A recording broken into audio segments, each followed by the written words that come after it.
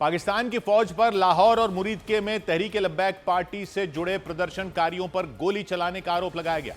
खबरों के मुताबिक सड़कों पर उतरे तहरीक-ए-लब्बैक पार्टी के कार्यकर्ताओं और वहां सुरक्षा में तैनात किए गए पाकिस्तानी सेना के जवानों के बीच झड़प हो गई।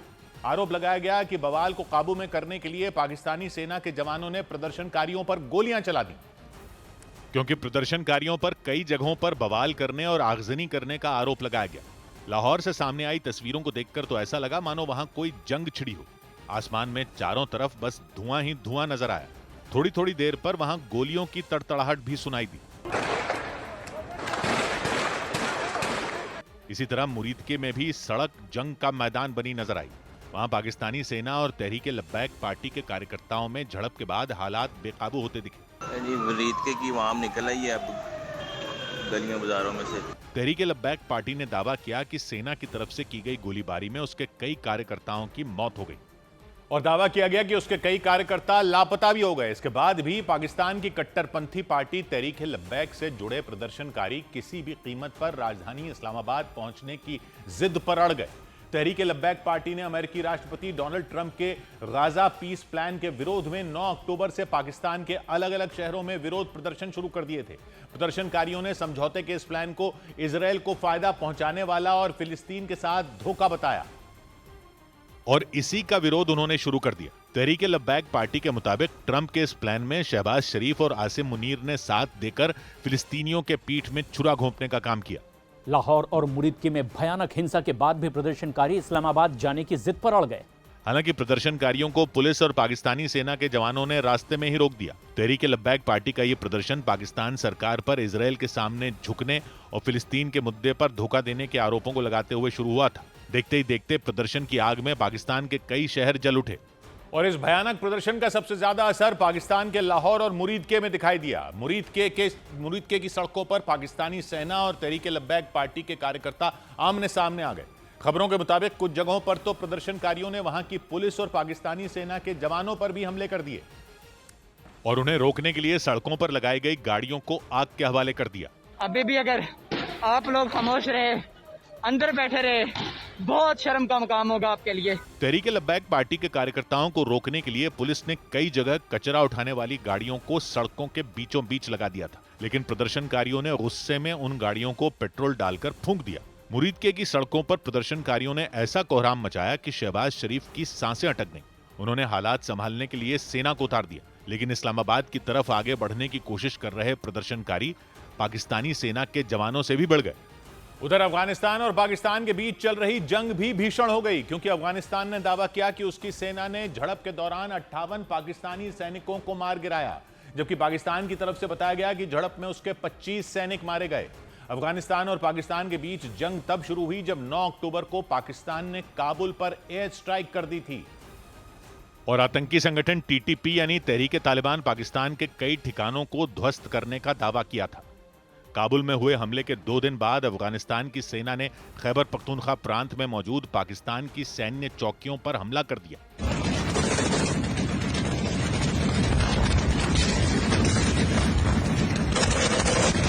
अफगानिस्तान ने दावा किया कि उसके हमले में पाकिस्तानी सेना के 58 सैनिक मारे गए और बड़ी संख्या में सैनिक घायल हो गए। और तो और अफगानिस्तान की तरफ से इस बात का भी दावा किया गया कि उसकी सेना ने पाकिस्तान की 25 सैन्य चौकियों पर भी कब्जा कर लिया। और पाकिस्तान की सैन्य चौकियों पर हमला करने के बाद अफगानिस्तान ने पाकिस्तानी सेना को खुली धमकी भी दी। उसने साफ कर दिया कि अगर पाकिस्तानी सेना ने फिर से सीमा पार करने की कोशिश की तो तालिबान की सरकार उसे मुंह तोड़ जवाब देगी।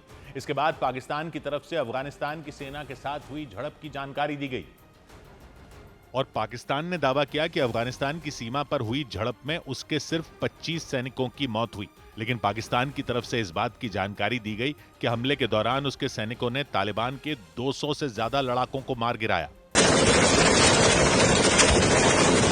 पाकिस्तान की मीडिया के मुताबिक पाकिस्तानी सेना ने अफगानिस्तान की सीमा पर मौजूद 19 चौकियों पर कब्जा कर लिया। इसके अलावा लड़ाई के दौरान पाकिस्तानी सेना ने अफगानिस्तान के कुछ ड्रोन मार गिराने का भी दावा किया, जबकि तालिबान की सरकार ने दावा किया कि अफगानिस्तान के कुनार प्रांत में उसके सैनिकों ने पाकिस्तान के एक ड्रोन को ढेर कर दिया। इसके अलावा तालिबान ने पाकिस्तान पर आरोप लगाया कि वो अपनी जमीन पर आईएसआईएस के आतंकियों को शरण देने में जुटा है। यह भी दावा किया गया कि पाकिस्तान के खैबर पख्तूनख्वा इलाके में ISIS आतंकियों के नए ठिकाने और ट्रेनिंग सेंटर हैं। हालांकि पाकिस्तान ने तालिबान के लगाए सभी आरोपों को नकार दिया। उल्टा पाकिस्तान ने तालिबान सरकार पर आतंकी संगठन TTP यानी तहरीक तालिबान पाकिस्तान के आतंकियों को पनाह देने का आरोप लगाया।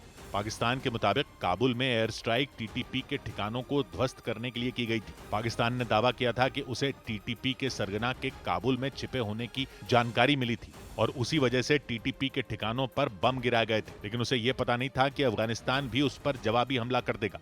अफगानिस्तान के जवाबी हमले से पाकिस्तान बुरी तरह बौखला गया और उसने अफगानिस्तान को मुंह तोड़ जवाब देने की धमकी दी। मतलब यह कि पाकिस्तान और अफगानिस्तान के बीच छिड़ी जंग और तेज हो सकती है। पाकिस्तान और अफगानिस्तान के बीच हुई झड़प की वजह से दोनों देशों के बीच तनाव चरम पर पहुंच गया। पाकिस्तान की सेना ने अफगानिस्तान से लगने वाले इलाकों में सैनिकों की तैनाती बढ़ा दी, जिसके बाद अफगानिस्तान ने भी सीमा पर भारी भरकम टैंक और बख्तरबंद गाड़ियां तैनात कर दी। इसके अलावा सीमा पर अफगानिस्तानी सेना ने पेट्रोलिंग तेज कर दी। बड़ी संख्या में तालिबानी लड़ाके बॉर्डर पर तैनात कर दिए गए ताकि पाकिस्तान की तरफ से होने वाले किसी भी हमले का मुंहतोड़ जवाब दिया जा सके।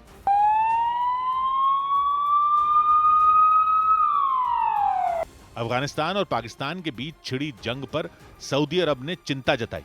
सऊदी अरब की सरकार ने दोनों देशों से शांति और बातचीत के जरिए मामला सुलझाने की अपील की।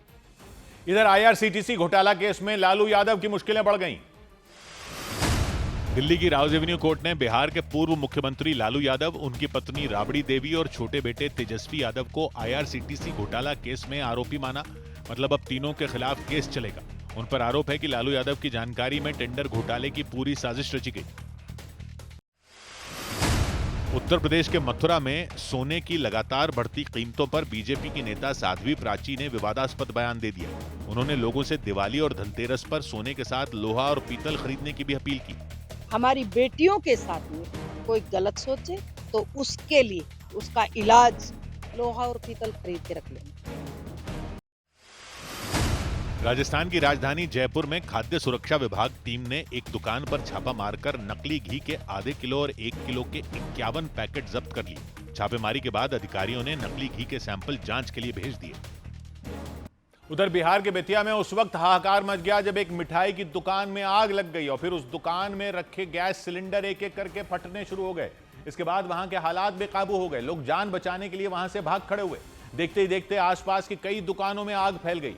तुरंत फायर ब्रिगेड के साथ मिलकर लोगों ने आग को बुझाने का काम शुरू किया और उसी दौरान गैस सिलेंडर में जोरदार धमाका हुआ जिससे पूरा इलाका थर्रा गया। धमाके की वजह से वहां भयानक आग लग गई। देखकर ऐसा लगा जैसे वहां कोई बम फट गया।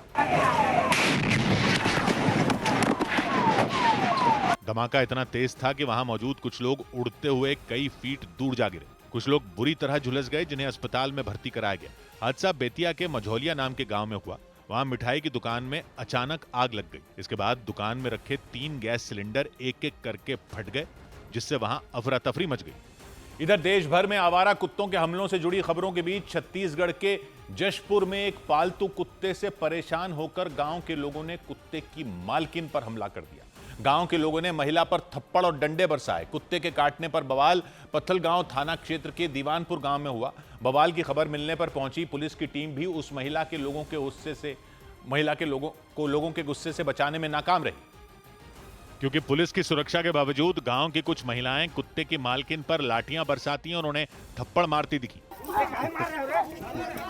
गांव के लोगों के मुताबिक चंदा नट नाम की महिला के कुत्ते ने 17 साल की एक लड़की को बुरी तरह काट लिया था। गांव के लोगों ने बताया कि उनका कुत्ता पहले भी कई लोगों को काट चुका है। गली में गुजरना, स्कूली बच्चे लोगों का आना जाना, सब चीज बंद हो जाता है। उस कुत्ते के डर से जो है कोई उस रास्ते में आना जाना नहीं चाहता है। हंगामे के दौरान बीच बचाव करके पुलिस वाले किसी तरह उस कुत्ते को और उसकी मालकिन को अपने साथ थाने ले गए।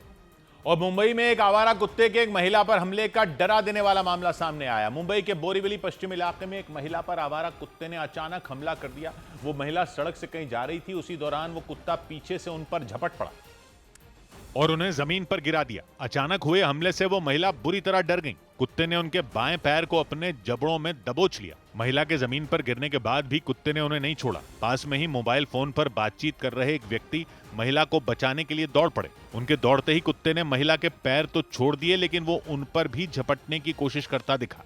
हालांकि उस व्यक्ति के भगाने के बाद वो कुत्ता वहां से भाग गया। दर्द से कराहती महिला को तुरंत अस्पताल में भर्ती कराया गया।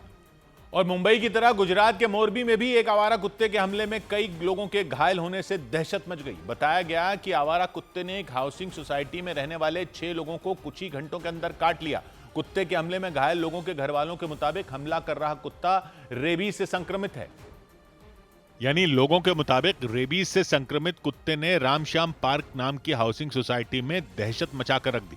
कुत्ते ने सबसे पहले एक बच्चे पर हमला किया। बच्चा अपनी साइकिल के साथ घर के सामने खड़ा था, तभी उस कुत्ते ने उसे काट लिया। बच्चे पर हमले के बाद कुत्ते ने एक बुजुर्ग महिला समेत 5 लोगों को काट लिया। सभी को अस्पताल में भर्ती करवाना पड़ा। हाउसिंग सोसाइटी के लोगों ने प्रशासन से उस आवारा कुत्ते को जल्द पकड़ने की मांग की। અમારી માંગ એક જ છે મહાનગરપાલિકાને કે આવો બનાવ બને તમે થોડુંક ધ્યાન રાખો। लोगों ने बताया कि उस आवारा कुत्ते की वजह से उनका घरों से निकलना तक मुश्किल हो गया।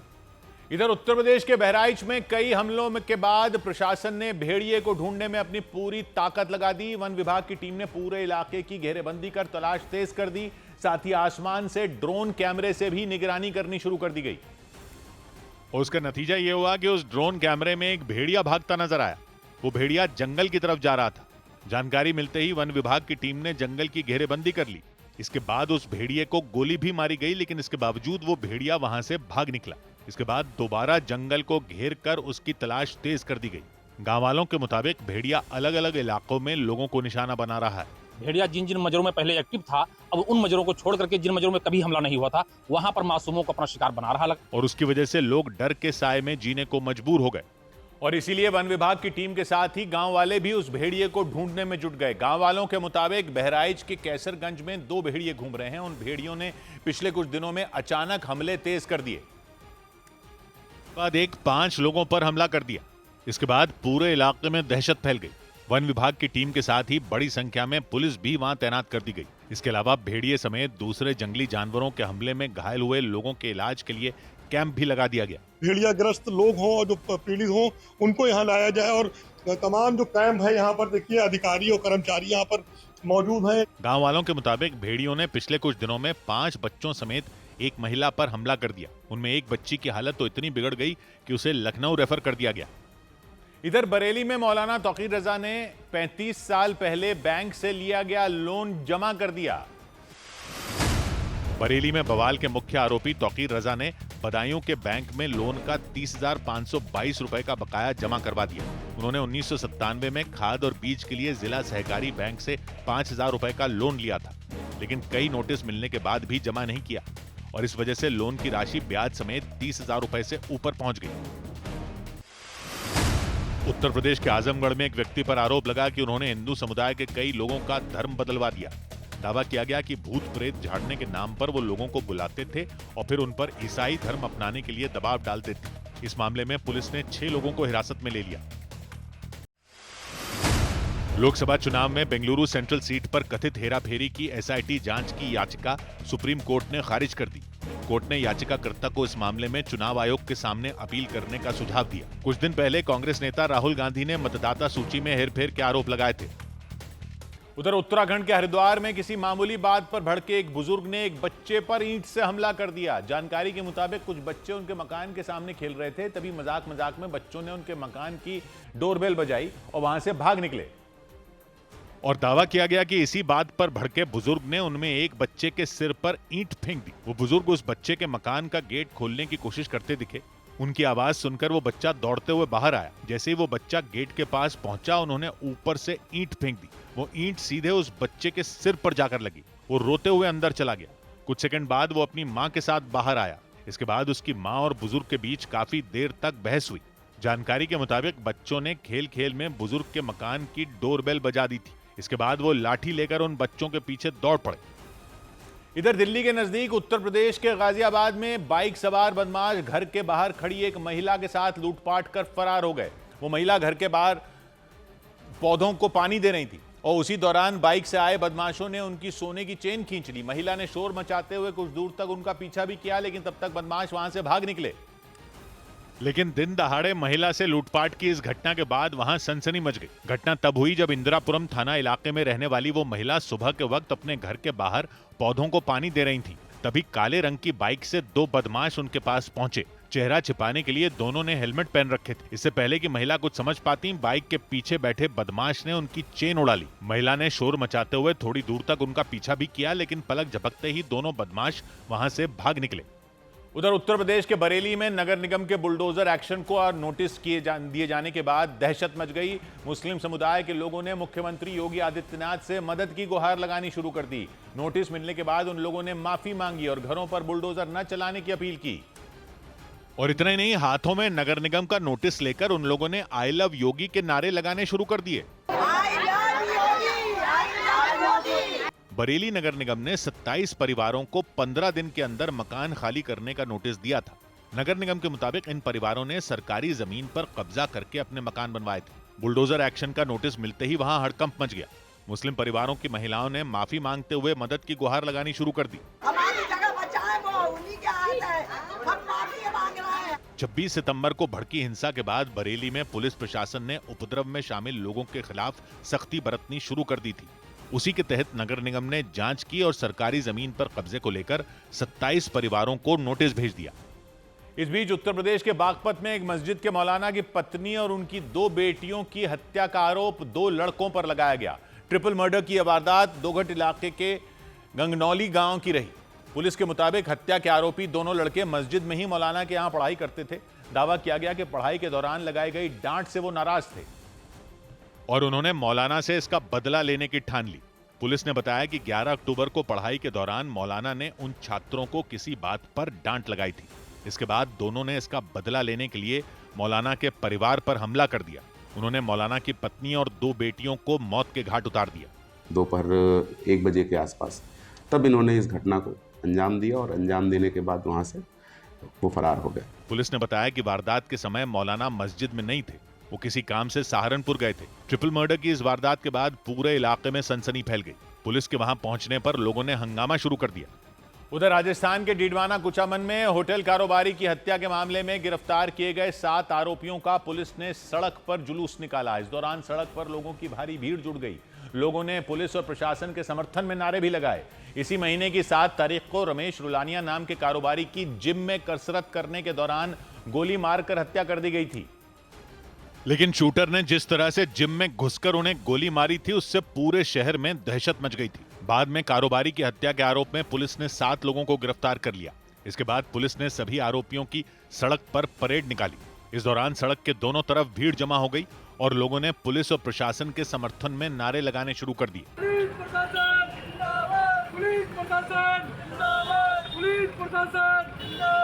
हत्याकांड में शामिल आरोपियों की परेड निकालने के बाद पुलिस ने सभी को कोर्ट में पेश किया। उसके बाद कोर्ट ने हत्याकांड में शामिल सभी आरोपियों को 7 दिन की पुलिस रिमांड पर भेज दिया। पुलिस के कई अधिकारियों ने आरोपियों से पूछताछ शुरू कर दी। पुलिस के अधिकारी उनसे यह पता लगाने में जुट गए कि कारोबारी को मारने के पीछे की वजह क्या थी और किसके इशारे पर उन्हें जिम के अंदर गोली मारी गई थी। पुलिस सूत्रों ने दावा किया कि उनसे पैसों की डिमांड की गई थी और पैसे नहीं देने की वजह से गैंगस्टर रोहित गोदारा ने उनकी हत्या करवा दी। इसीलिए पुलिस आरोपियों से पूछताछ में जुट गई। आरोपियों की परेड निकालने के बाद लोगों ने पुलिस से उनका एनकाउंटर करने की मांग की। चारों आरोपियों का एनकाउंटर, जिससे दहशत बदमाशों में दहशत फैले। दूसरा जो अवैध संपत्ति है इनकी, वो सब ध्वस्त हो। हालांकि सूत्रों ने दावा किया कि हत्याकांड का मुख्य आरोपी पुलिस की गिरफ्त में नहीं आ सका। इधर मध्य प्रदेश के गुना में पुलिस पर भड़के व्यक्ति को होर्डिंग पर चढ़कर हंगामा किया गया। क्या उस व्यक्ति को ऊंचाई पर लगी होर्डिंग पर चढ़ा देखकर उनके पिता के होश उड़ गए। उनकी इस हरकत को देखकर सड़क पर भीड़ इकट्ठा हो गई और लोग उनसे नीचे उतरने की अपील करने में लग गए। लेकिन वो व्यक्ति काफी देर तक उस होर्डिंग पर चढ़े नजर आए। इसकी जानकारी मिलते ही पुलिस वहां पहुंच गई और उन्हें नीचे उतारने के लिए समझाती नजर आई। इस दौरान उस व्यक्ति के पिता परेशान नजर आए। पुलिस की पूछताछ के दौरान उन्होंने अपने बेटे की मानसिक हालत ठीक नहीं होने की बात कही। उन्होंने आरोप लगाया कि डॉक्टर ने उनके बेटे का सही इलाज नहीं किया और उसे भगा दिया। इसी बात से नाराज व्यक्ति गुना के हनुमान चौराहे के पास लगी होर्डिंग पर चढ़कर जान देने की धमकी देते दिखे। बाद में पुलिस के समझाने पर वो नीचे उतरे। उधर तमिलनाडु सरकार ने श्रीसन फार्मा का लाइसेंस रद्द कर दिया। तमिलनाडु सरकार ने खांसी की दवा कोल्ड्रिफ्ट बनाने वाली कंपनी श्रीसन फार्मा को हमेशा के लिए बंद कर दिया। इसके साथ ही सरकार ने दवा निर्माण के लिए जारी किए गए निर्माण लाइसेंस को पूरी तरह रद्द कर दिया। उत्तर प्रदेश के मुजफ्फरनगर में मुख्यमंत्री योगी आदित्यनाथ की फोटो एडिट कर सोशल मीडिया में वायरल करने वाले एक लड़के को पुलिस ने गिरफ्तार करने का दावा किया। बताया गया कि आरोपी ने सऊदी अरब में रहते हुए सीएम की फोटो को एडिट करके सोशल मीडिया पर डाला था, जिसके बाद पुलिस ने उसकी तलाश तेज कर दी और जैसे ही वो भारत लौटा उसे गिरफ्तार कर लिया गया। उत्तर प्रदेश के फिरोजाबाद में पुलिस ने संतोष नाम के बदमाश को मुठभेड़ के बाद गिरफ्तार करने का दावा किया। पुलिस के मुताबिक उस पर 9 साल की एक बच्ची का रेप करने की कोशिश का आरोप है। मुठभेड़ के दौरान उसके पैर में गोली लगी, जिसके बाद उसे अस्पताल में भर्ती कराया गया। इधर मध्य प्रदेश की राजधानी भोपाल में एक लड़के की मौत के बाद 2 पुलिस वालों को उसे बर्बर तरीके से पीटने के आरोप में गिरफ्तार कर लिया गया। लड़के के परिवार वालों के मुताबिक पुलिस वालों ने उसे डंडों से इतनी बुरी तरह पीटा कि उसकी मौत हो गई। बाद में पोस्टमार्टम रिपोर्ट में भी यह बात सामने आई कि उसे जमकर पीटा गया था। और इस घटना के बाद उदित नाम के उस लड़के के परिवार वालों का रो रो कर बुरा हाल हो गया। पूरे परिवार में मातम पसर गया। ऐसा मेरा बेटा मार खाते रहा, मेरा इतना हीरो था, मैं बता नहीं सकती, इतना केयर करता था बहनों की, भाई की। इससे पहले पुलिस एक इलाके में उस लड़के की पिटाई करती नजर आई। 2 जवान उस पर ताबड़तोड़ डंडे बरसाते नजर आए। दावा किया गया कि इसी पिटाई के बाद उसकी हालत इतनी बिगड़ गई कि अस्पताल में उसने दम तोड़ दिया। बाद में पोस्टमार्टम रिपोर्ट में यह बात सामने आई कि बुरी तरह पिटने से उसे गंभीर अंदरूनी चोटें आई थीं और यही मौत की वजह बनी। और इस घटना ने पूरे भोपाल में सनसनी मचा दी। लड़के की मौत का आरोप 2 पुलिस वालों पर लगाया गया और मामला सामने आते ही पुलिस ने उन दोनों को सस्पेंड करते हुए उन पर हत्या का मुकदमा दर्ज कर लिया। और बाद में दोनों आरोपी पुलिस वालों को 14 दिन की न्यायिक हिरासत में भेज दिया गया। फरियादी पक्ष द्वारा जैसा बताया गया है और वीडियो फुटेजेस भी प्राप्त हुए हैं, तो वीडियो फुटेज के अवलोकन और फरियादी पक्ष के कथनों के अनुसार ही एफआईआर की गई है। पुलिस के मुताबिक मृतक उदित अपने दोस्तों के साथ नशे की हालत में सड़क पर हंगामा कर रहा था और इसकी शिकायत मिलने पर ही वो दोनों पुलिसकर्मी वहां पहुंचे थे। इस बीच उदित के एक रिश्तेदार जो मध्य प्रदेश पुलिस में डीएसपी रैंक के अधिकारी हैं, उन्होंने उन पुलिसकर्मियों की कार्रवाई पर सवाल उठाए। शिकायत पे भी पहुंचे हैं तो भगा भगा के मारने का अधिकार थोड़ी ना दिया है किसी को। बाद में मामले पर मुख्यमंत्री मोहन यादव का भी बयान सामने आया। उन्होंने इस पर सख्त कार्रवाई के निर्देश दिए। उधर उत्तराखंड के ऋषिकेश में एक दुकान में सामूहिक नमाज पढ़ रहे लोगों को हिंदूवादी संगठनों से जुड़े लोगों ने घेर लिया। वहां हिंदूवादी संगठनों के लोगों को सब्जी मंडी के पास मौजूद एक दुकान में सामूहिक नमाज पढ़े जाने की जानकारी मिली। आरोप लगाया गया कि प्रशासन के मना करने के बाद भी वहां सामूहिक नमाज वो लोग पढ़ रहे थे और इसलिए उन लोगों ने सब्जी मंडी के पास उस दुकान में घुसकर नमाज पढ़ रहे लोगों से पूछताछ शुरू कर दी। इस दौरान उन्होंने उनसे आधार कार्ड दिखाने को कहा।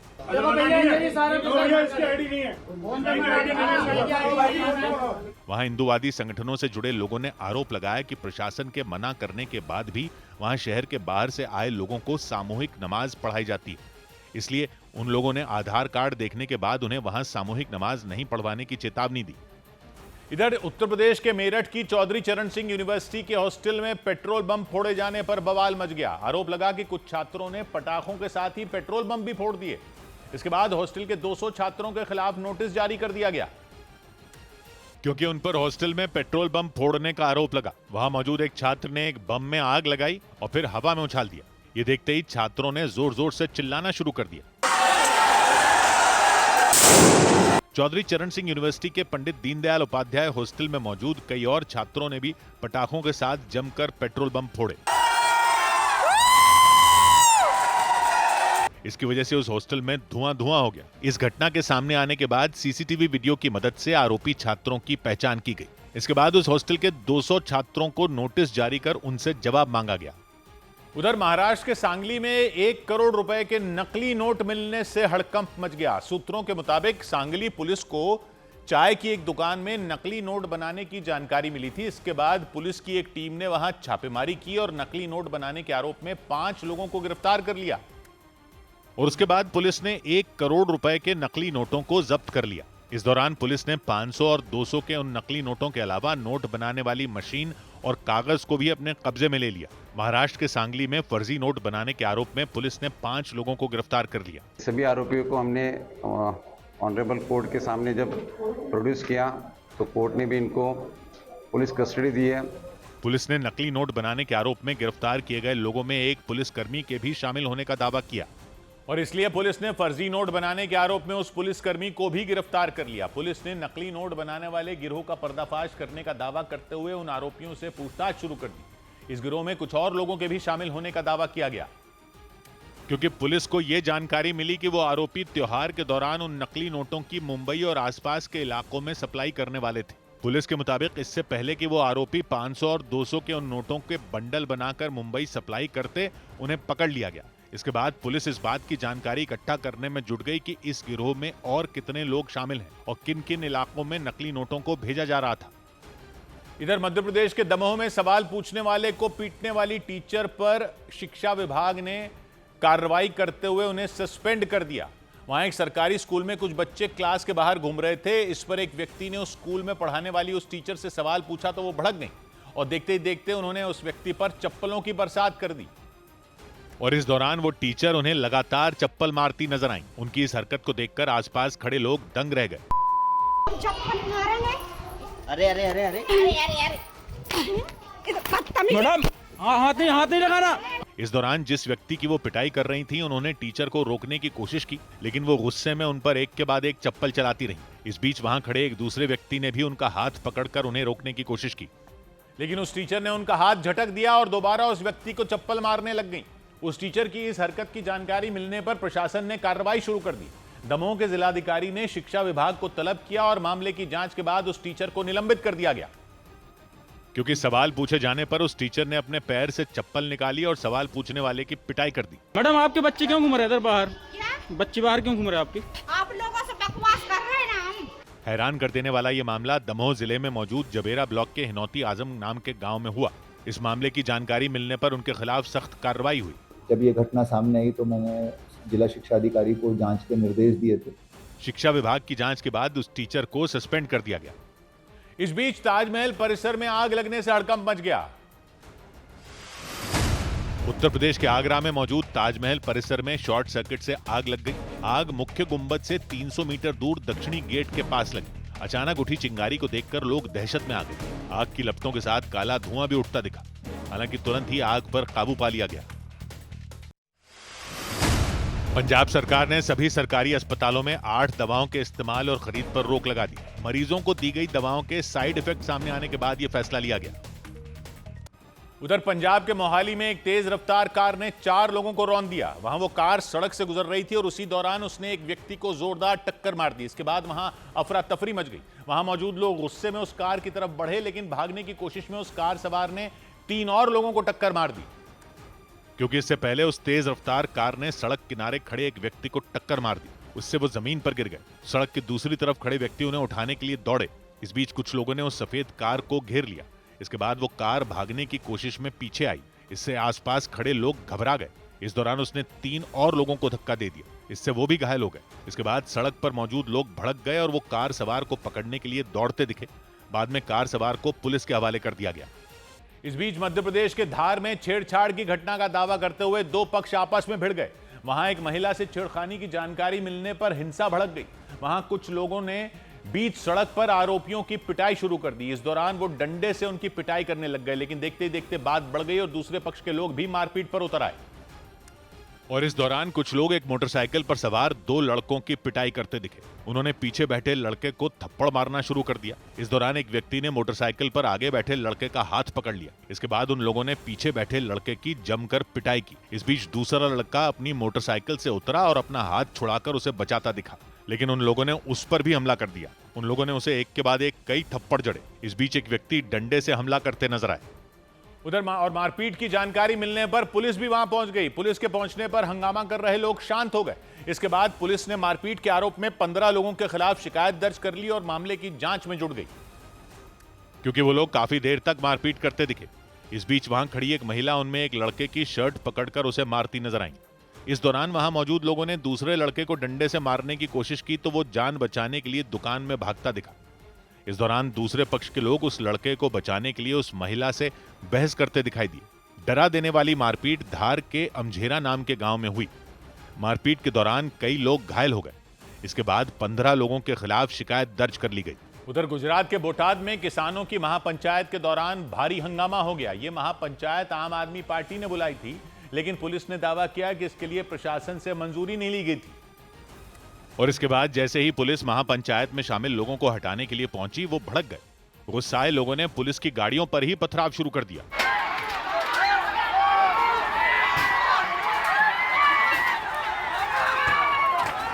उन लोगों ने पुलिस की एक बस को भी निशाना बनाया। ये देखकर उसके ड्राइवर ने बस को पीछे की तरफ तेजी से भगाने की कोशिश की, लेकिन तब तक उस पर पत्थरों की बारिश शुरू हो गई। किसानों की महापंचायत में शामिल होने पहुंचे कई लोग तो डंडे लेकर भी दौड़ पड़े। उन्होंने पुलिस की कार्रवाई का विरोध किया और वहां से जवानों को हटाना चाहा। उन्होंने पुलिस की एक गाड़ी को भी पलट दिया। इस बीच पुलिस के अधिकारी जब उन्हें समझाने के लिए आए तो उन पर भी हमला किया गया। कई लोग तो आसपास के घरों की छतों से भी पथराव करते नजर आए। और इसके बाद तो वहां भारी बवाल हो गया। पत्थरबाजी से बचने के लिए कुछ देर तक तो पुलिस वाले इधर उधर छिपते दिखाई दिए, लेकिन थोड़ी ही देर बाद उन्होंने सख्त कार्रवाई शुरू कर दी और पुलिस वालों पर पत्थर बरसा रहे लोगों पर लाठीचार्ज कर दिया। इस सख्त कार्रवाई के बाद वहां अफरा तफरी मच गई। पथराव कर रहे लोग इधर उधर भाग खड़े हुए, कुछ तो आसपास के घरों में जाकर छिप गए, लेकिन पुलिस ने उन्हें ढूंढ ढूंढ कर निकाला और ले जाकर अपनी गाड़ी में बैठा दिया। इस दौरान कई लोग हिरासत में लिए गए। बाद में पूरे इलाके की सुरक्षा बढ़ा दी गई। पुलिस के कई बड़े अधिकारियों ने भी मोर्चा संभाला ताकि फिर कोई हंगामा ना हो। पूरा बवाल किसानों की महापंचायत में हुआ। इस कार्यक्रम का आयोजन आम आदमी पार्टी ने किया और इसमें शामिल किसानों ने कपास की फसल के सही दाम न मिलने का आरोप लगाया। इसी मुद्दे पर महापंचायत बुलाई गई थी। इसमें आसपास के इलाकों से भी सैकड़ों लोग शामिल हुए। लेकिन बाद में पुलिस ने जो कार्रवाई की उसके विरोध में उन्होंने सड़क को जाम कर दिया। कई लोग तो बीच सड़क पर ही लेट गए। उन्होंने लाठीचार्ज के विरोध में प्रदर्शन शुरू कर दिया। महापंचायत में शामिल होने पहुंचे किसानों ने आरोप लगाया कि उन्हें कपास की फसल का सही दाम नहीं मिल पाता। इसी मुद्दे पर उन्होंने महापंचायत बुलाई थी। हालांकि पुलिस के मुताबिक इस कार्यक्रम के लिए प्रशासन से इजाजत नहीं ली गई थी और इसलिए उसे रुकवाने की कोशिश की गई, लेकिन पुलिस की कार्रवाई के दौरान भारी हंगामा हो गया। इस पथराव में पुलिस के कई जवान घायल हो गए। इधर उत्तर प्रदेश के ललितपुर में जमीन को लेकर झगड़े की वजह से एक ही परिवार के दो पक्षों के बीच जमकर मारपीट हो गई। बताया गया कि एक ही परिवार के दो भाइयों के बीच जमीन को लेकर लंबे वक्त से झगड़ा चल रहा था। इस बीच एक भाई के परिवार ने उस जमीन की साफ सफाई शुरू करवा दी और इसी बात पर दूसरे भाई का परिवार भड़क गया और उसने कुछ लोगों के साथ मिलकर उन पर हमला कर दिया।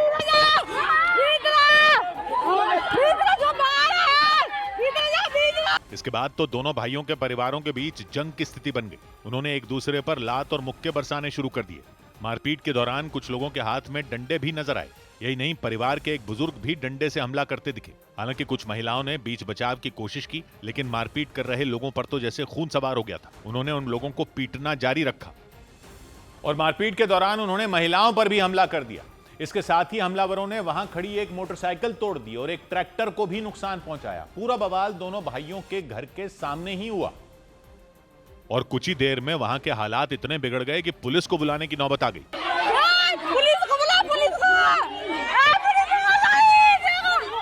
कुछ ही देर में कई लोग घायल होकर जमीन पर गिर गए। उनकी हालत देखकर वहां चीख पुकार मच गई। जिन लोगों ने मारपीट की शुरुआत की उन्होंने एक मोटरसाइकिल को पटक दिया और एक ट्रैक्टर को भी तोड़ डाला। इस पर गुस्साए दूसरे भाई के परिवार वालों ने भी उनको खूब पीटा। काफी देर तक वहां हंगामा होता रहा, लेकिन मारपीट में कई लोग घायल हो गए। उन्हें गंभीर हालत में अस्पताल ले जाया गया। बाद में दोनों परिवारों ने एक दूसरे के खिलाफ थाने में शिकायत दर्ज कराई। उनकी शिकायत पर पुलिस मामले की जांच में जुट गई। उधर पंजाब के बरनाला में डांस करते हुए अचानक दिल का दौरा पड़ने की वजह से एक महिला की मौत हो गई, जिससे वहां हड़कंप मच गया। 59 साल की आशा रानी नाम की उस महिला ने करवा चौथ का व्रत रखा था। चांद निकलने से पहले वो अपने पति के साथ कॉलोनी में हुए कार्यक्रम में गई थी और फिल्मी गानों पर डांस कर रही थी और उसी दौरान अचानक वो गिर पड़ी। उनके साथ नाच रहे लोगों को यह समझ ही नहीं आया कि उन्हें हुआ तो हुआ क्या, क्योंकि कुछ देर पहले तक वो महिला फिल्मी गानों पर नाच गा रही थी। उनके गिरने के बाद वहां अफरा तफरी मच गई। तुरंत उन्हें नजदीक के अस्पताल ले जाया गया, जहां उनकी जान नहीं बचाई जा सकी। घटना हुई है अपना करवा चौथ वाले दिन। बहुत ही मंदभागी घटना है जी। सोचा भी नहीं सी भी यही घटना हो जाएगी। दावा किया गया कि दिल का दौरा पड़ने की वजह से महिला की मौत हुई। उनकी मौत के बाद उनके घर में मातम पसर गया। इधर जम्मू कश्मीर के उधमपुर में पहाड़ से मलबा गिरने की वजह से कई मकान और दुकानें टूट गईं। हादसा जम्मू श्रीनगर राष्ट्रीय राजमार्ग पर सोमरोली इलाके में हुआ। लोगों ने बताया कि सुबह के वक्त लोग अपने घरों और दुकानों में थे, तभी पहाड़ी से मलबा गिरने की तेज आवाजें आनी शुरू हो गईं और देखते ही देखते हजारों टन मिट्टी और पत्थरों के टुकड़े सीधे बाजार पर आ गिरे। पहाड़ी से मलबा आने की वजह से बाजार में मौजूद दुकानें और होटल ताश के पत्तों की तरह पलक झपकते ही बिखर गए। पूरा एरिया ऊपर से आप देख रहे नहीं है, पूरा एरिया जो है एकदम से ऊपर से आ गया। जिस वक्त मलबा नीचे आया उस वक्त जम्मू श्रीनगर राष्ट्रीय राजमार्ग पर कुछ गाड़ियां भी जाती दिखीं। हालांकि खतरे को देखते ही उन गाड़ियों के ड्राइवरों ने रफ्तार बढ़ा दी और वो हादसे वाली जगह से आगे बढ़ गए। गनीमत ये रही कि होटल और दुकानों पर मलबा आने से पहले ही उनमें काम कर रहे लोग वहां से निकल गए।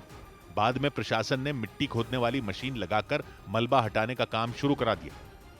उधर पटना में पुलिस ने अलग अलग जगहों पर छापेमारी कर अवैध शराब बरामद की।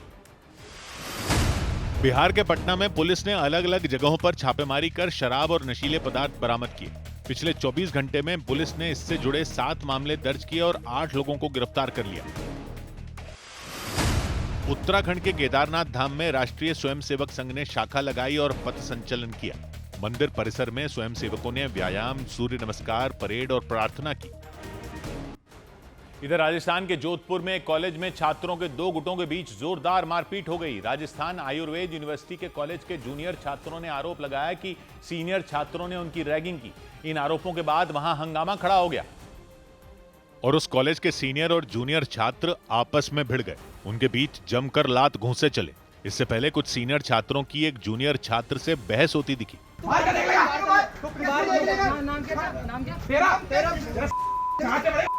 देखते ही देखते वो बहस बढ़ गई और बात मारपीट तक पहुंच गई।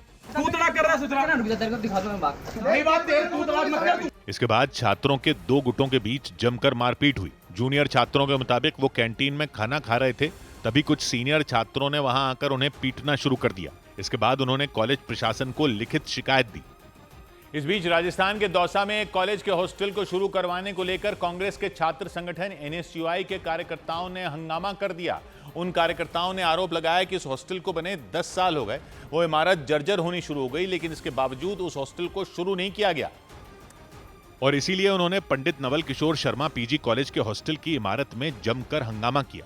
NSUI के जिलाध्यक्ष ने आरोप लगाया कि उस इमारत में शराब की बोतलें पड़ी मिली। इसके बाद वो एक बोतल लेकर प्रिंसिपल के ऑफिस में पहुंच गए और जमीन पर मारकर वो बोतल फोड़ दी। चालू कर देंगे, तसल्ली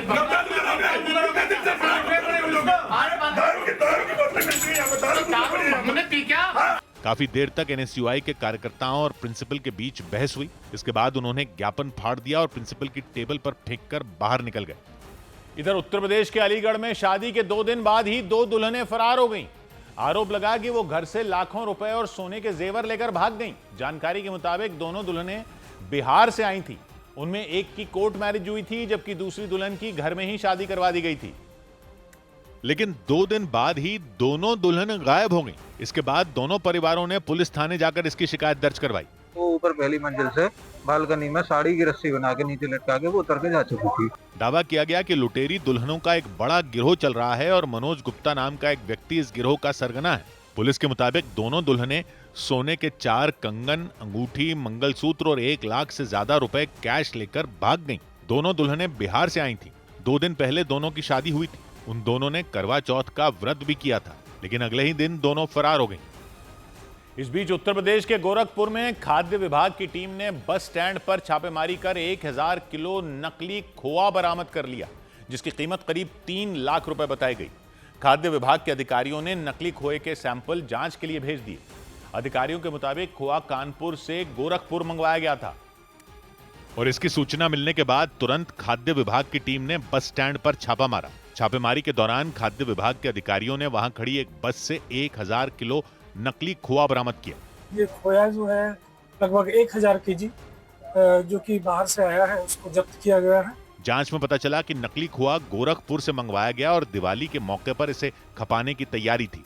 खाद्य विभाग की टीम ये पता लगाने में जुट गई कि कानपुर से नकली खोए को गोरखपुर किसने मंगवाया था। इधर उत्तर प्रदेश के अयोध्या में दिवाली पर 26 लाख से ज्यादा दिए जलाकर नया रिकॉर्ड बनाने की तैयारी तेज कर दी गई। उत्तर प्रदेश सरकार ने 19 अक्टूबर को अयोध्या में 56 घाटों पर 26 लाख से ज्यादा दिए जलाने का लक्ष्य तय किया। मतलब यह कि एक बार फिर प्रदेश सरकार दीपोत्सव पर दिए जलाने के अपने ही विश्व रिकॉर्ड को तोड़ सकती है और Guinness book of world record में नया कीर्तिमान अपने नाम दर्ज करा सकती है। इस बार 26 लाख दिए दीपोत्सव पर जलाए जाएंगे और वो भी 56 घाट पर। अयोध्या में भव्य दीपोत्सव की तैयारियां अंतिम दौर में पहुंच गईं। राम की पैड़ी समेत 56 घाटों पर साफ सफाई के साथ उनके सजावट का काम शुरू कर दिया गया।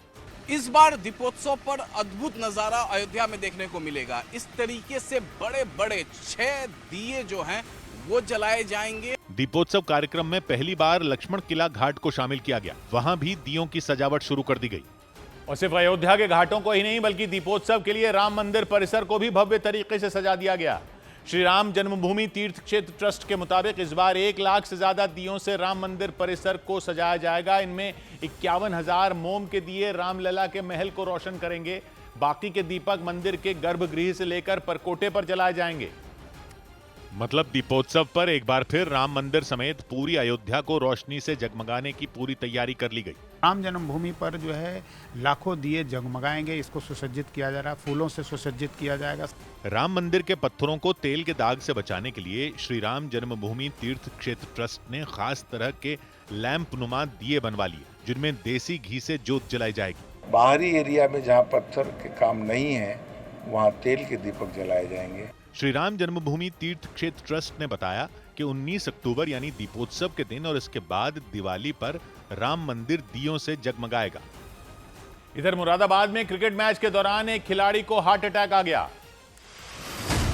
उत्तर प्रदेश के मुरादाबाद में एक क्रिकेट मैच के दौरान एक खिलाड़ी की मौत हो गई, जिससे हड़कंप मच गया। लोगों के मुताबिक अहमद खान नाम का वो खिलाड़ी आखिरी बॉल डालने के बाद अचानक जमीन पर गिरा और चंद सेकंड में उसकी जान चली गई।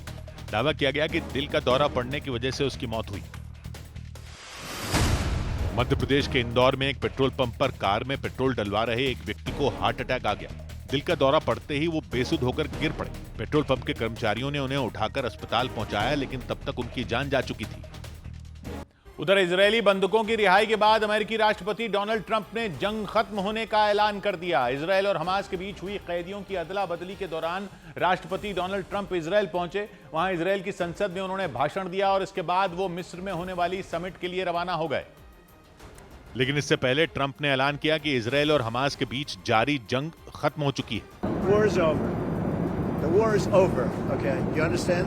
इजरायल और हमास के बीच हुई डील के तहत हमास ने इजरायल के बंधकों को रिहा किया। इस दौरान अमेरिकी राष्ट्रपति डोनाल्ड ट्रंप भी इजरायल पहुंचे। वहां एयरपोर्ट पर इजरायल के प्रधानमंत्री नेतन्याहू और राष्ट्रपति ने उनका स्वागत किया। इस दौरान ट्रंप और नेतन्याहू पूरी गर्मजोशी के साथ एक दूसरे से मिलते दिखे। हमास ने डील के पहले फेज के तहत इजरायल के 20 बंधकों को रिहा कर दिया। इसके अलावा हमास ने बंधकों के 28 शवों में 4 शव भी इजरायल की सेना को सौंप दिए। और बंधकों की रिहाई के बाद इजरायल में जश्न शुरू हो गया। करीब 2 साल बाद अपने परिवार वालों को देखकर लोगों की खुशी का ठिकाना नहीं रहा। हमास ने करीब 2 साल से इजरायल के लोगों को बंधक बनाकर रखा हुआ था। और उनमें एक बंधक को जैसे ही उसके पिता ने देखा, उन्होंने फूट फूट कर रोना शुरू कर दिया।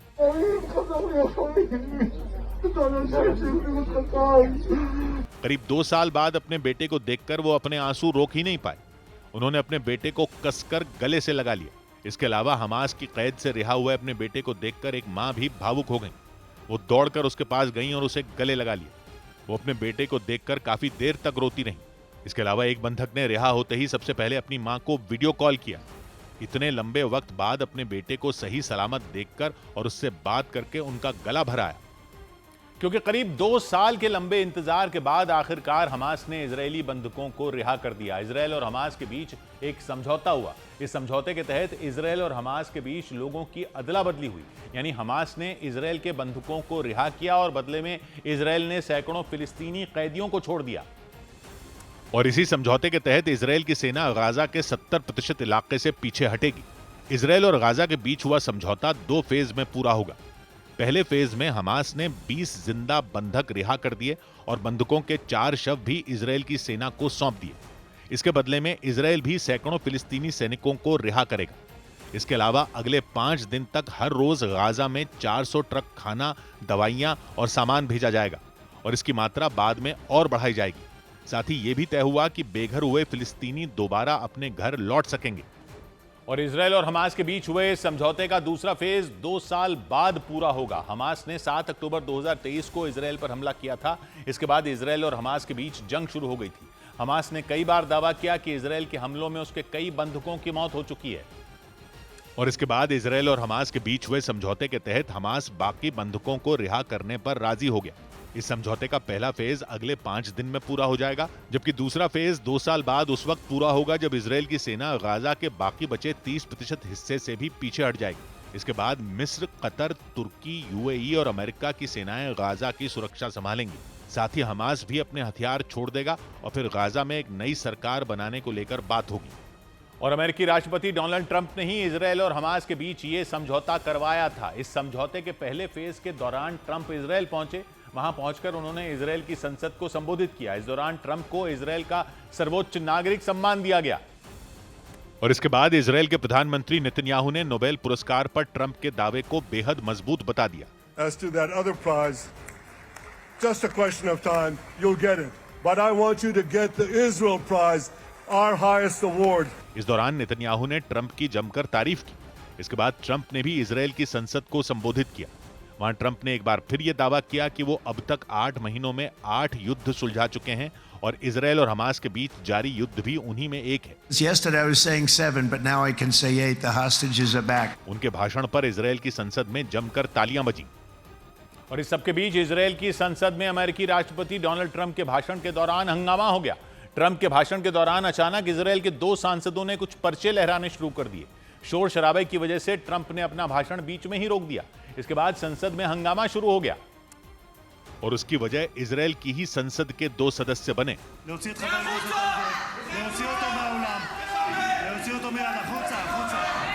फौरन दोनों सांसदों को पकड़ने के लिए इजरायल की संसद के सुरक्षाकर्मी पहुंच गए। दोनों को पकड़कर हॉल से बाहर ले जाया जाने लगा। इस दौरान वहां हंगामा मचा रहा। तभी ट्रंप के समर्थन में बाकी सांसदों ने तालियां बजानी शुरू कर दी। हालांकि हंगामा थमने के बाद ट्रंप ने फिर से अपना भाषण शुरू कर दिया। बड़ी खबर आई पाकिस्तान और अफगानिस्तान के बीच चल रहे संघर्ष पर। अफगानिस्तान और पाकिस्तान की सीमा पर चल रहे संघर्ष में अफगानिस्तान ने पाकिस्तान के 58 सैनिकों को मार गिराने का दावा किया और तो और पाकिस्तान की कई चौकियों को भी तबाह किए जाने की खबर आई, जबकि पाकिस्तान की सेना ने सिर्फ 20 से ज्यादा कुछ ही सैनिकों की मौत का दावा किया। 100 बात की एक बात यह है कि अफगानिस्तान और पाकिस्तान की सरहद पर इन दिनों जो भारी तनाव है उसकी जड़ में है वो मसला जो अंग्रेजों के टाइम से चल रहा है, मसला फाटा का। तो ये फाटा क्या है ये समझने की जरूरत है। ये सरहद जिसे ड्यूरन लाइन कहते हैं हमेशा से झगड़ों की वजह रही है। 9 अक्टूबर को पाकिस्तान ने अफगानिस्तान के काबुल, खोस्ट, जलालाबाद, पक्तिका में हवाई हमले किए। ये कोई छोटी बात नहीं थी। पाकिस्तान का कहना था कि वो तहरीके तालिबान पाकिस्तान TTP के सरगना नूर वली महसूद को मारना चाहता था। तहरीके तालिबान पाकिस्तान एक ऐसा संगठन है TTP जो सालों से पाकिस्तान की फौज और सरकार के खिलाफ हमले करता रहा है। पाकिस्तान का इल्जाम था कि नूर वली महसूद अफगानिस्तान में छिपा है और अफगान तालिबान उसे पनाह दे रहे हैं, लेकिन ये हमले नाकाम रहे। नूर वली महसूद जिंदा बच गया, ये ऐसा दावा किया गया उसकी तरफ से। इसके बाद अफगान तालिबान ने जवाबी कार्रवाई की। 11 और 12 अक्टूबर को ड्यूरन लाइन पर दोनों तरफ से जबरदस्त गोलीबारी हुई। पाकिस्तान ने कहा कि उसके 23 सिपाही मारे गए, लेकिन अफगानिस्तान का दावा है कि 58 पाकिस्तानी सिपाही मारे गए। दोनों तरफ की सरहदी चौकियां उड़ गईं। तो यह ड्यूरन लाइन कोई साधारण सरहद नहीं है। इसे 1893 में ब्रिटिश हुक्मरानों ने बनाया था। तब से, जब ब्रिटिश राज था, तब से अफगानिस्तान इसे मानता ही नहीं है। वो कहते हैं ये लाइन पश्तून कबीलों को बांटती है जो इस सरहद के दोनों तरफ रहते हैं। इसीलिए दोनों देश एक दूसरे पर इल्जाम लगाते हैं कि उन्होंने यहां आतंकी छिपाए हुए हैं। तो ये झड़पें अचानक क्यों शुरू हो गई? इसका जवाब है एक हमला जो 8 अक्टूबर को हुआ, 9 से पहले। उस दिन TTP के लड़ाकों ने कुर्रम जिले में पाकिस्तानी फौज के एक काफिले पर हमला बोला। कुर्रम वो इलाका है जो अफगानिस्तान की सरहद से सटा हुआ है। यह हमला छोटा मोटा नहीं था। तहरीके तालिबान पाकिस्तान ने पहले रास्ते में बम लगाए। जैसे ही फौज का काफिला वहां से गुजरा, बम फटे, फिर गोलियां चली। इस हमले में 11 पाकिस्तानी सिपाही मारे गए, जिनमें 2 बड़े अफसर थे, मेजर तैयब राहत और लेफ्टिनेंट कर्नल जुनैद आरिफ। पाकिस्तानी फौज ने जवाब में कार्रवाई की और 19 TTP के लड़ाकों को मार गिराया। यह हमला खैबर पख्तूनख्वा के सूबे में हुआ, जो खैबर पख्तूनख्वा सूबे में हुआ, वो प्रांत जो अफगानिस्तान से लगता है। पाकिस्तान का मानना है कि तहरीके तालिबान पाकिस्तान के लड़ाके अफगानिस्तान में छिपते हैं, वो वहां से आकर हमले करते हैं, फिर वापस भाग जाते हैं। पाकिस्तान का इल्जाम है कि अफगान तालिबान इन आतंकियों को पनाह देते हैं। इसी गुस्से में पाकिस्तान ने अफगानिस्तान पर हवाई हमले किए। फिर तालिबान ने जवाबी हमले शुरू कर दिए। लेकिन सवाल यह है कि कुर्रम में ऐसा क्या है कि तहरीक तालिबान पाकिस्तान ने वहां हमला किया और ये झड़पें इतनी क्यों बढ़ गई? इसके लिए हमें कुर्रम और फाटा, फेडरली एडमिनिस्टर्ड ट्राइबल एरियाज की कहानी को समझना होगा। कुर्रम, जहां यह हमला हुआ, आज खैबर पख्तूनख्वा का एक जिला है। अब इसको कुर्रम डिस्ट्रिक्ट कहते हैं, लेकिन पहले इसको कुर्रम एजेंसी कहा जाता था। अब ये एजेंसी क्या होती है? ये agency federally administered tribal areas, जिनको फाटा कहा जाता था, उसका हिस्सा थी। फाटा पाकिस्तान का वो खास इलाका था जो अफगानिस्तान की सरहद से सटा हुआ था। इसमें 7 एजेंसियां थीं। वो इलाकों को एजेंसियां कहते थे। बाजौर, मोमान, खैबर, औरकजई, कुर्रम, उत्तर वजीरिस्तान और दक्षिण वजीरिस्तान। साथ ही ये 6 फ्रंटियर रीजन भी थे। तो ऊंचे पहाड़, घने जंगल, गहरी घाटियां, यहां पश्तून कबीले रहते थे। अफगानिस्तान और पाकिस्तान के बीच में फाटा की कहानी ब्रिटिश जमाने से शुरू होती थी। फाटा है पाकिस्तान में, लेकिन कैसे था ये? 1893 में ब्रिटिश हुक्मरानों ने ड्यूरन लाइन बनाई। लाइन अफगानिस्तान और उस वक्त के ब्रिटिश भारत को बांटती थी कि उधर अफगानिस्तान, यहां से ब्रिटिश राज शुरू होता है। लेकिन पश्तून कबीलों ने इस लाइन को कभी दिल से नहीं माना। वो कहते थे हमारा इलाका बढ़ गया, यानी पश्तूनों का इलाका बांट दिया। जबकि ब्रिटिश को डर था, अंग्रेजों को डर था कि ये कबीले अफगानिस्तान के साथ अगर मिल गए तो उनका कंट्रोल खत्म हो जाएगा। इसलिए उन्होंने फाटा को एक अलग इलाका बनाया। उन्होंने वहां ब्रिटिश राज बताया कि एक तरह से नहीं है, आप आजाद हो, लेकिन ताकि वो अफगानिस्तान में न चले जाए। यहां उन्होंने 1901 में एक सख्त कानून लागू किया जिसे फ्रंटियर क्राइम्स रेगुलेशन, FCR कहा जाता। FCR के तहत लोगों को कोई आजादी नहीं थी, वहां के लोगों को आजादी नहीं थी। कबीलों का राज चलता था, कबीलों के सरदारों का राज चलता था।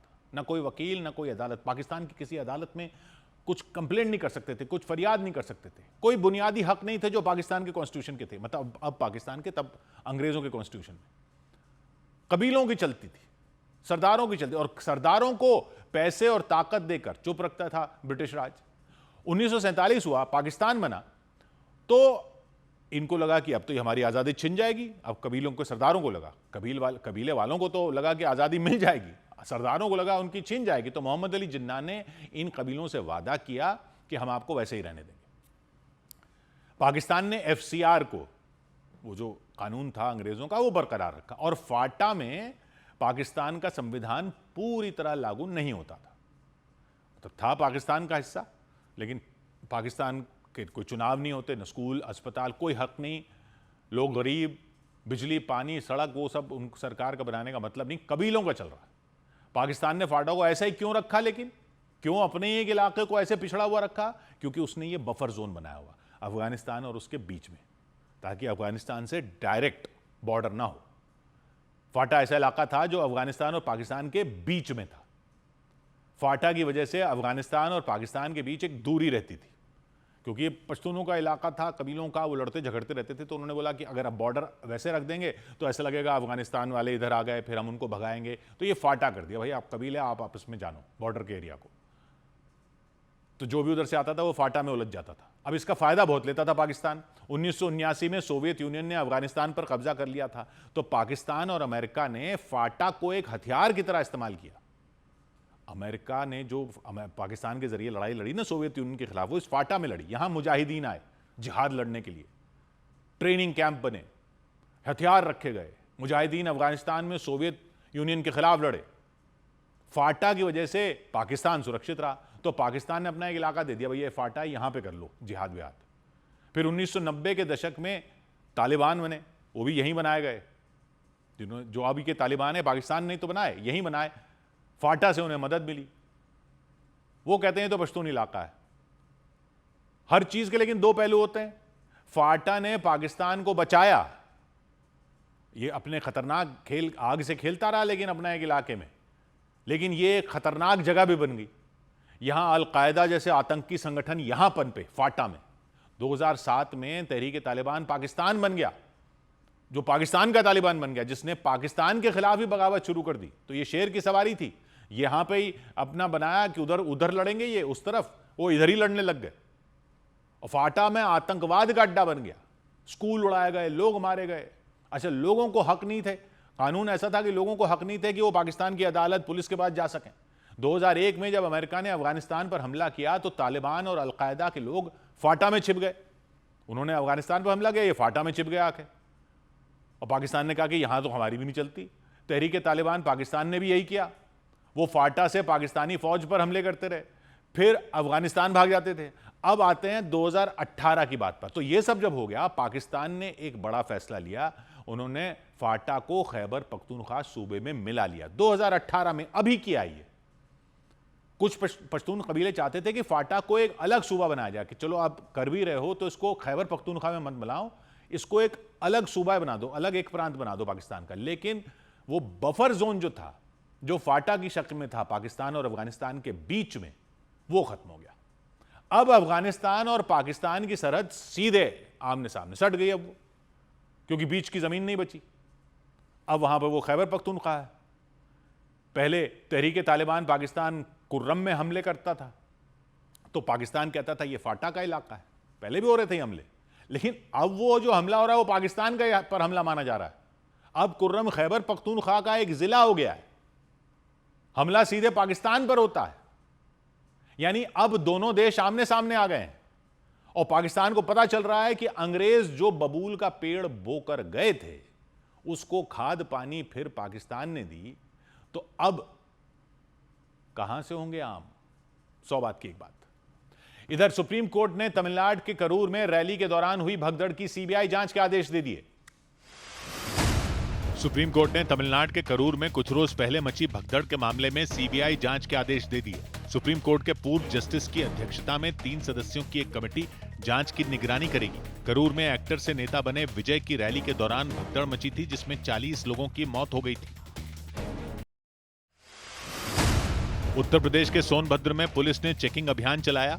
इस दौरान पुलिस वालों ने शहर के अलग अलग इलाकों में वाहनों की चेकिंग की और काफी फिल्म लगी गाड़ियों पर कार्रवाई की। पुलिस ने बताया कि केवल 12 घंटे में ही ट्रैफिक नियमों का उल्लंघन करने के आरोप में 320 से ज्यादा चालान काटे गए।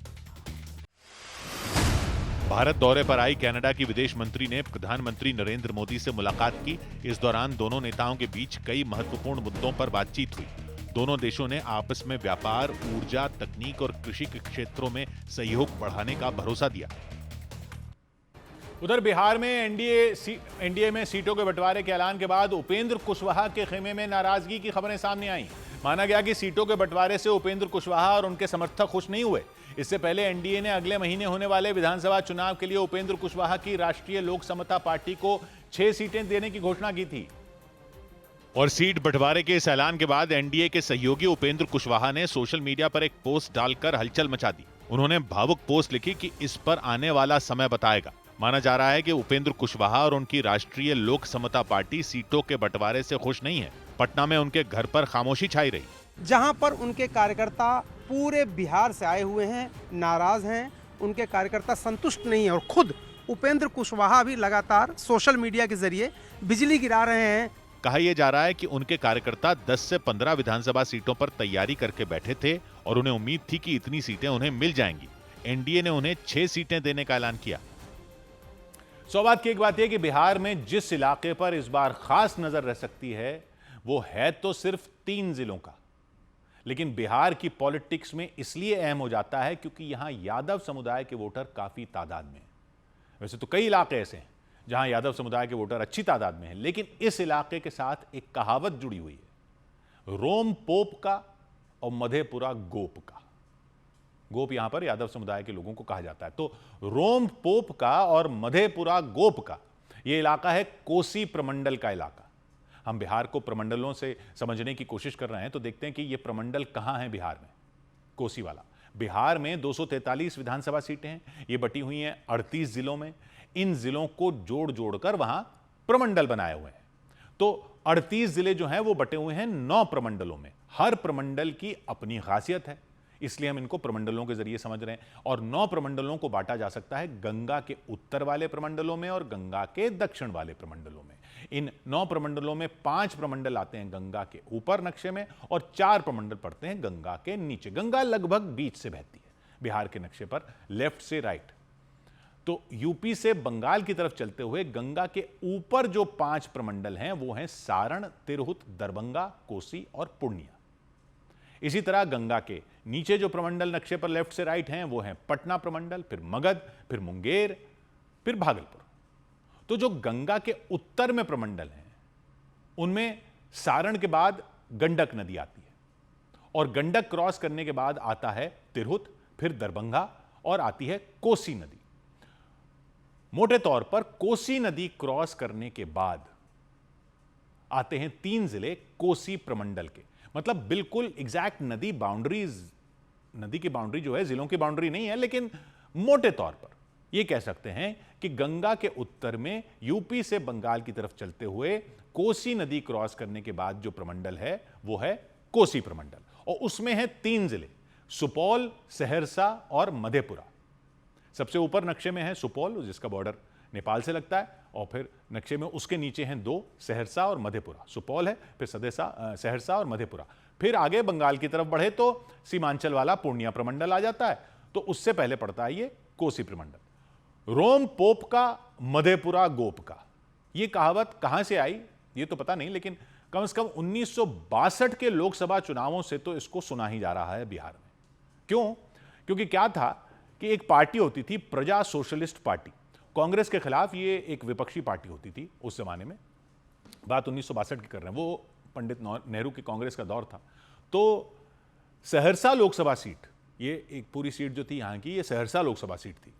सहरसा लोकसभा सीट के चुनाव में प्रजा सोशलिस्ट पार्टी, ये सहरसा ही पूरा इलाका था पहले, ये तो बाद में जिले बन गए, तो सहरसा लोकसभा सीट में प्रजा सोशलिस्ट पार्टी के बीएन मंडल ने कांग्रेस के दिग्गज नेता ललित नारायण मिश्रा को सहरसा लोकसभा सीट से हरा दिया था 1962 में। तो बीएन मंडल की जीत को अदालत में चुनौती दी गई थी, यह कहते हुए कि इन्होंने एक पर्चा बंटवाया था क्षेत्र में जिसमें यह नारा लिखा था, रोम है पोप का, मधेपुरा है गोप का। तो भाई क्यों, उससे क्या प्रॉब्लम? दलील यह दी गई थी कि यह नारा जातिवादी नारा है, इसलिए इनकी जीत को खारिज किया जाए। जाति का नाम लेके आप नहीं वोट मांग सकते। तब से यह नारा चर्चा में आ गया और अदालत ने बीएन मंडल के चुनाव को 1964 में अमान्य घोषित कर दिया था। यानी वो 1962 से 1964 तक सांसद रहे, फिर उनकी संसद सदस्यता इसी बात पर चली गई थी और उनके 6 साल तक चुनाव लड़ने पर रोक लग गई थी। तो यह है वो कोसी प्रमंडल का इलाका और इन 3 जिलों में 13 सीटें हैं और पहले ये तीनों जिले एक ही जिले में हुआ करते थे, जिस जिले का नाम था सहरसा। ये सीट थी सहरसा, पहले बड़ी सीट थी और वहां ये जो पर्चा बटा था, रोम पोप का, मधेपुरा गोप का, एक सांसद की सदस्यता चली गई थी, तब ये कहावत होती थी रोम पोप का, मधेपुरा गोप का। अब ये कोसी प्रमंडल बन चुका है 3 जिलों के साथ और इसमें 13 विधानसभा सीटें हैं, जिनमें 5 सीटें तो ऐसी हैं जहां यादव समुदाय के वोटरों की संख्या बाकी समुदाय के वोटरों से ज्यादा है। इनमें 3 सीटें सुपौल जिले में हैं। ये 3 सीटें हैं निर्मली, पिपरा और सुपौल की सीट। इन 3 सीटों में एक भी आरजेडी को नहीं मिली थी 2020 में, एक भी नहीं मिली। निर्मली और सुपौल जीती थी जेडीयू ने और पिपरा जीती थी बीजेपी ने। 2 जेडीयू ने, एक बीजेपी ने। जो लोग भूल जाते हैं वो फिर नोट कर लें कि जेडीयू यानी नीतीश कुमार की पार्टी पिछले चुनावों में यानी 2020 में बीजेपी के साथ ही थी। यानी सुपौल जिले की इन तीनों सीटों पर एनडीए जीत गया था। फिर मधेपुरा जिले की सीट है आलमनगर, जहां यादव समुदाय के वोटरों की संख्या बाकी समुदाय के वोटरों से ज्यादा है, वो भी जेडीयू ने जीत ली थी। फिर सहरसा जिले की एक सीट है सिमरी बख्तियारपुर, वो सीट जरूर आरजेडी ने जीती थी। यानी कि इस प्रमंडल की 13 सीटों में 5 सीटों पर यादव समुदाय के वोटर निर्णायक भूमिका में हैं। उन 5 में 4 सीटों पर तो एनडीए जीत गया था और आरजेडी को सिर्फ एक ही सीट मिली थी। और टोटल पूरे इस प्रमंडल की सीटें भी देख लें तो जो प्रमंडल गोप का बताया जाता था कहावत में, तो इस प्रमंडल की 13 सीटों में महागठबंधन को मिली थी सिर्फ 3 और एनडीए ले गया था 10 सीटें। यानी टोटल डोमिनेशन था एनडीए का। और वोटों में भी इस प्रमंडल के 3 जिलों की 13 सीटों में एनडीए को पिछली बार मिले थे 43% वोट। 43% तो एनडीए को मिले थे, महागठबंधन को मिले थे 36%, 36%।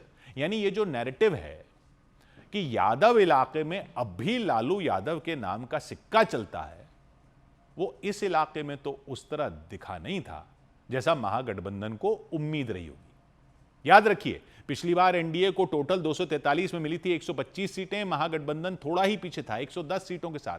तो उस छोटी सी बढ़त में एनडीए के लिए इस प्रमंडल ने बड़ा काम किया था। रोम पोप का, मधेपुरा गोप का।